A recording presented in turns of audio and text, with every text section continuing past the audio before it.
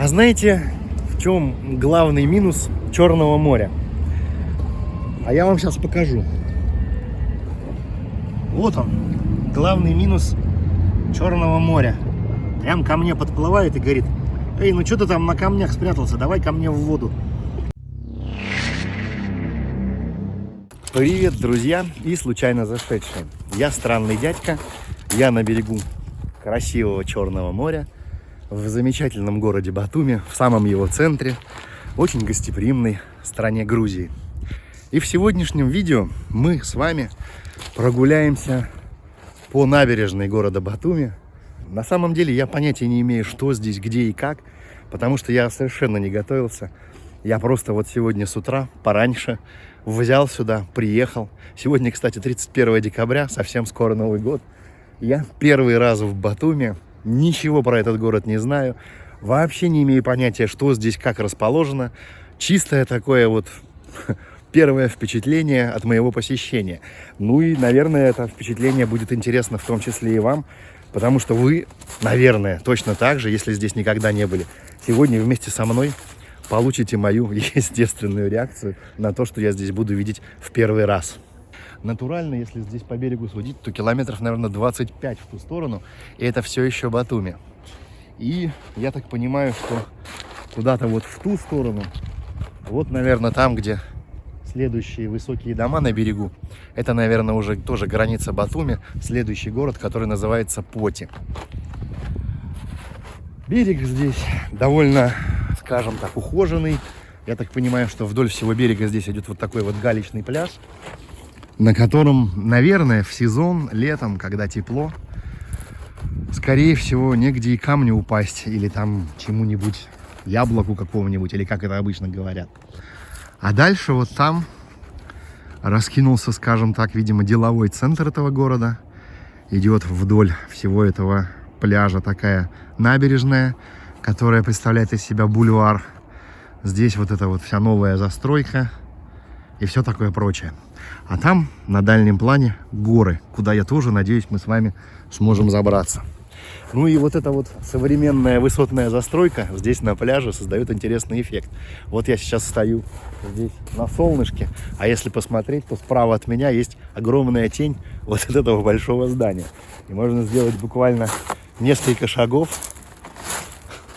и спрятаться от солнца в тень. И тень, как вы видите, она уходит даже далеко в воду. Ну, потому что еще утро, примерно, наверное, часов 11, может, еще 11 даже нет.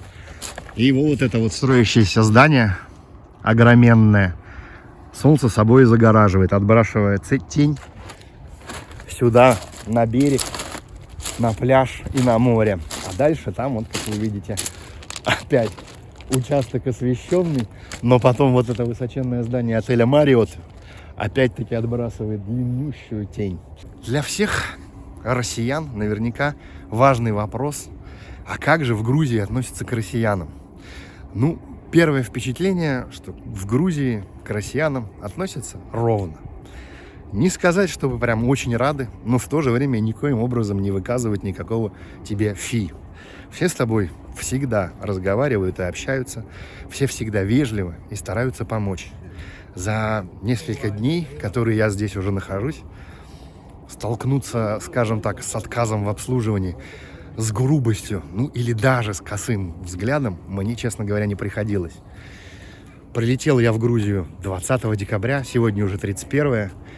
Все вокруг милы, общительны, всегда стараются помочь и никоим образом никаких фи не выказывают. Здесь гуляет куча народу, растут пальмы, тенек. Вдоль всего этого дела расположены всякие разные заведения, которые сейчас по понятным причинам не работают. Сейчас зима, не сезон, а летом, наверное, здесь все очень активно происходит. Здесь вот дорожка для велосипедов и бегунов. И дальше начинается тот самый Батумский бульвар. Ну, то есть, наверное, этот Батумский бульвар, все это, вот начиная от той части, которая, где заканчивается пляж, и, наверное, туда, вплоть до ближайшей улицы. Все это Батумский бульвар. Батуми место солнечное, теплое. И с водой здесь все в порядке, поэтому здесь зелени просто огромное количество. Растения на любой вкус, цвет, запах и вид. Здесь шикарнейшее место для прогулок. Вот именно все, как я люблю. Как вы знаете, ходить, гулять и смотреть по сторонам я очень люблю. Поэтому вот этот вот Батуми бульвар, наверное, это мое будет здесь, в этом городе, самое любимое место. Единственная, наверное, небольшая проблема, что от того места, где я живу, где я поселился, до этого центра целый час с небольшим на автобусе. Но это невелика сложность, потому что все равно в любом случае ко всяким интересным местам от того места, где ты живешь, всегда приходится куда-то ехать. Поэтому нет, наверное, никакой разницы, откуда ехать. Близко или далеко. Вот как раз здесь такая тумба, которая всем, кто забыл, напоминает, что это такое. Батуми бульвар, 1881 год. Ну и здесь, посмотрите туда, насколько хватает взгляда. Туда дальше это все дело изгибается и уходит в ту сторону. Можно, наслаждаясь зеленью, солнцем и прекрасным ветром с воды, гулять здесь, получая огромное удовольствие. И в ту сторону, вот туда, но там, правда, уже видно край, буквально недалеко, в районе, наверное, километра-полутора расположен, наверное, порт города Батуми. Я понятия не имею, что, потому что я здесь точно так же, как вы сейчас, наверное, первый раз. Хотя многие из вас, может быть, здесь уже и были. В общем, по первому впечатлению, Батуми – это шикарное место. Вот только за одно вот это вот Батуми можно простить вообще, пожалуй, все. Если даже и найдутся какие-то недостатки, то все эти недостатки с лихвой окупаются вот этим вот бульваром и тем вот батумским городским парком, который расположен чуть-чуть вот туда в сторону. Там есть озеро, как я видел, есть тоже прогулочные всякие аллеи. Место для прогулок должно быть в центре любого города. Неважно, в каком климатическом месте находится город, как он устроен, богатый он или дешевый. Всегда и всюду центр города должен иметь большой бульвар для того, чтобы по нему можно было с огромным удовольствием спокойно и красиво прошествовать в одну сторону и потом в другую. Козырняк. Вот вы не представляете, насколько здесь сейчас здорово. А особенно еще и понимая, что сегодня, буквально через несколько часов уже будет Новый год. Захватывает дух. Вот такие вот мои первые впечатления. Батуми, конечно, город эклектичный. Обратите внимание, что вот эта вот башня, которая здесь строится, она рядом еще имеет еще одну башенку. А вот здесь, если посмотреть, то по первому плану прямо здесь есть старинное историческое здание, а за ним еще маленькое здание, которое построено. Здесь какие-то киоски, там какие-то ларечки. Ну, эклектика, наверное, не видно никакого особенного порядка. Ну, так в этом есть свой собственный шарм, своя собственная симпатичная, так скажем, изюминка.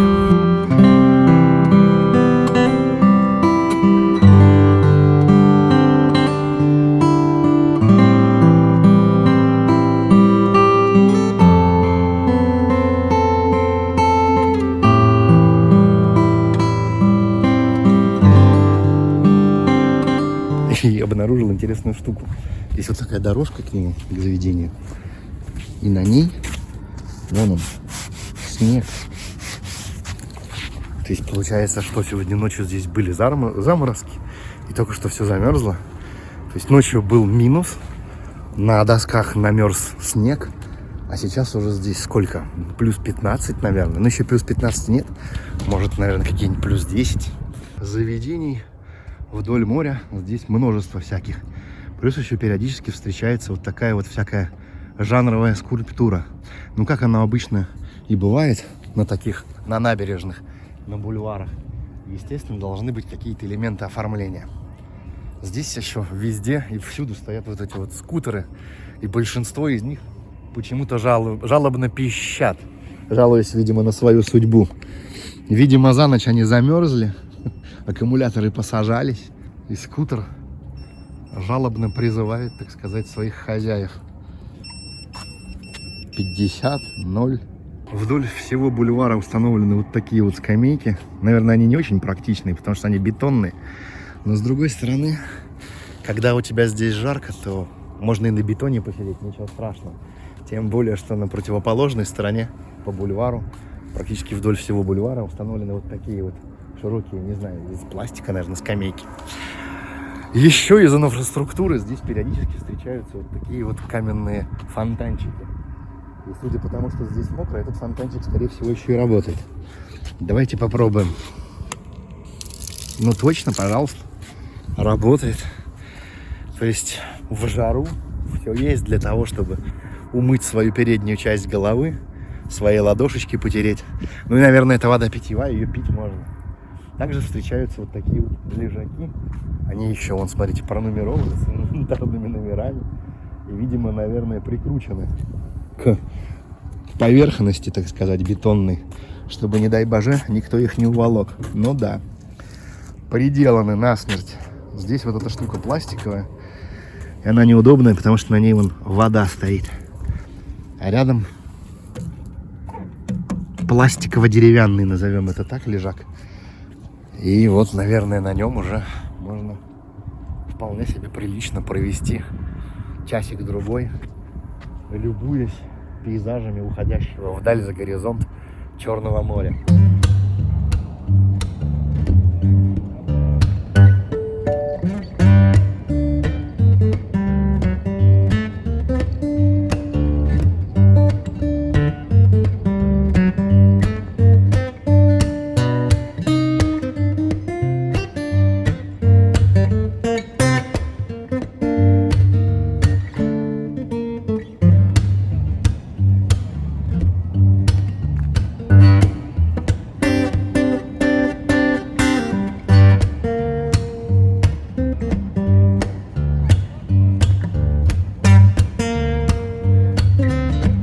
Вот здесь вот по ходу пьесы встречается вот такое вот, скажем так, милое советское наследие. Такая вот будка, как бы это назвать, место того человека, который наблюдает за купающими. То есть, наверное, какая-то наблюдательная точка спасательной станции, так это назовем. Всю вот такую вот милую, так сказать, историческую застройку я, например, очень люблю. А здесь рядом, напротив, такое вот кафе-заведение, которому я затрудняюсь поставить, скажем так, сколько ему лет, но тоже что-то совершенно старое и совершенно, скажем так, классическое. А то, что вот такие вот постройки сохраняются, и за ними ухаживают, они поддерживаются в совершенно отличном состоянии, мне кажется, это огромный-огромный плюс. Тем более, что это не потому, что заброшена она и никому не нужна, а рядом, например, вот нормальная, совершенно уже современная инфраструктура, автоматическая прокатная станция для велосипедов, и то, что вот эту вот спасательную станцию, смотровую точку сохранили, я считаю, вот это вот огромный, значительный плюс, скажем так, в карму местной власти, потому что это вот выглядит очень здорово. Причем это же история, наверное, каких-то 20-х или 30-х годов. Такой вот эталонный типовой конструктивизм. Блин, мне очень хочется туда, конечно, забраться, но забраться туда вряд ли получится. Хотя, смотрите-ка. Все открыто. И туда можно залезть. Ну, как можно от такого отказаться? Это же, блин, шикарный аттракцион. Ступенечки заботливо покрашены. Они хоть и потерты от времени, но все в совершенно нормальном, живом, рабочем состоянии. Вся эта площадка. Выходишь вот сюда. Здесь, видимо, что-то было.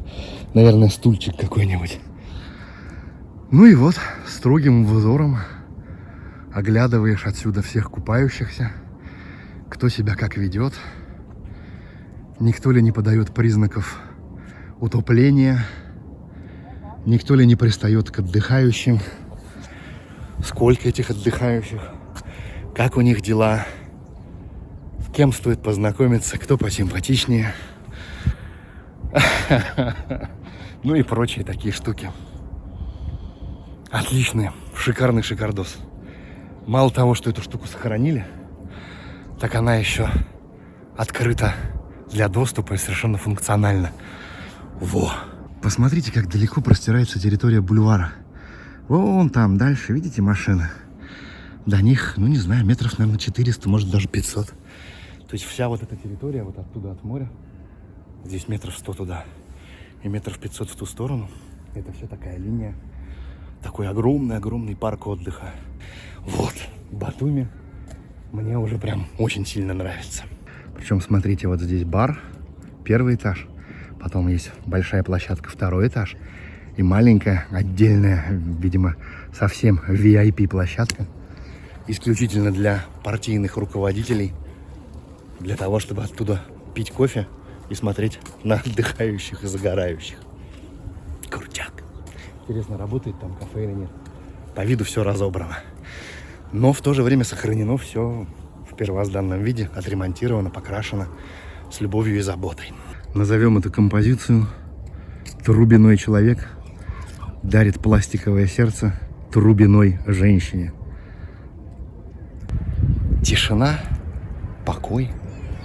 Где-то вдалеке слышен шум машин. Но в остальном здесь тихо, мило. Гуляют люди. Очень тепло, солнечно, спокойно и, скажем так, умиротворяюще, что ли.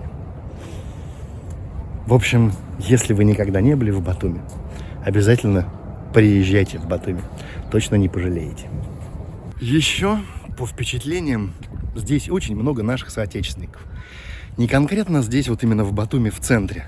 А, например, вот в той местности, где мы живем, которая называется Гонио, там не то, что каждый второй, там, по-моему, каждый первый, кроме местного населения, местных работников, он россиянин. Потому что по виду, ну, абсолютно все, кто там снимают жилье какое-то, они все из России.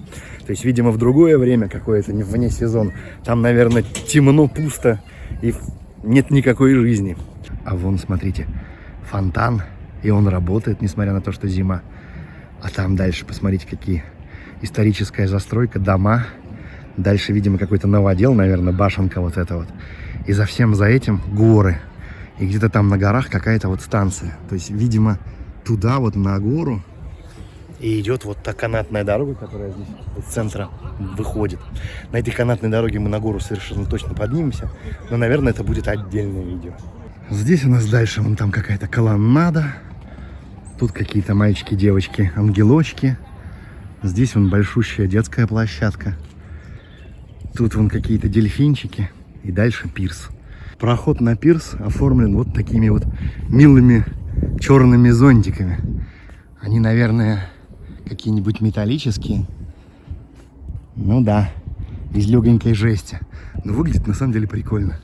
Очень интересное, забавное художественное решение. И здесь с пирса открывается на самом деле шикарнейший вид на всю набережную города Батуми. Конечно, приходится снимать при контровом солнечном свете, но с другой стороны, может быть, так оно тоже ничего. Вот буквально весь Батумский бульвар перед вами был как на ладони. Дальше туда, видимо, это тоже еще Батуми. Там уже дальше Поти. И туда дальше еще куча всего-всего-всего. Батумский бульвар. Первое впечатление от него шикарное. Сам город Батуми тоже очень-очень и очень. В общем, спасибо, что смотрите. Спасибо, что поставили лайк, что написали комментарий, что подписались на канал, включили колокольчик. И не забывайте регулярно рассказывать всем своим знакомым о том, что есть такой канал, на который нужно подписаться. Счастья вам, здоровья, любви, терпения. На сегодня странный дядька из Батуми свое вещание закончил. Пока. Приходите еще.